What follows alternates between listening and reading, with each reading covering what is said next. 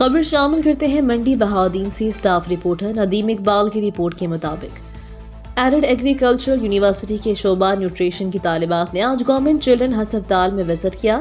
University کی طالبات کو ہسپتال کے تمام شعبہ جات دکھائے گئے۔ طالبات کو حفاظتی ٹیکوں، پولیو، وٹامن کے قطرے پلا کر بچوں کی بیماریوں سے حفاظت کے بارے میں بتایا گیا۔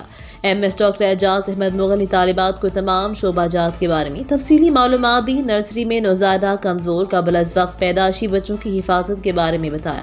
اس کے بعد اسٹیبلائزیشن وارڈ میں ان کو لیکچر دیا۔ اس وارڈ میں مختلف بیماریوں سے کمزور بچوں کا علاج، خوراک گورنمنٹ کی طرف سے مفت مہیا کی جا رہی ہے۔ ہزاروں بچے جو کمزور تھے، جنہیں گروتھ نہیں ہو رہی تھی، ان کو دودھ اور ضروری اضافی خوراک ہسپتال سے فری دی گئی اور صحت مند ہو گئی۔ اس موقع پر doctor Umair Akhtar, child specialist, نے اہم بیماریاں جو بچوں میں کمزوری پیدا کرتی ہیں ان کے بارے میں بریفنگ کی۔ ان کا بذریعہ خوراک، علاج اور ادویات کے بارے میں بتایا۔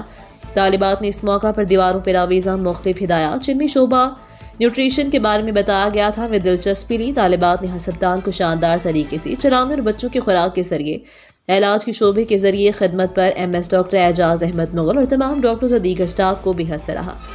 اب تک کے لیے اتنا ہی۔ مزید خبروں سے باخبر رہنے کے لیے دیکھتے رہیں ریڈ نیوز اور تازہ اخبار پڑھنے کے لیے وزٹ کریں روزنامہ ریڈ۔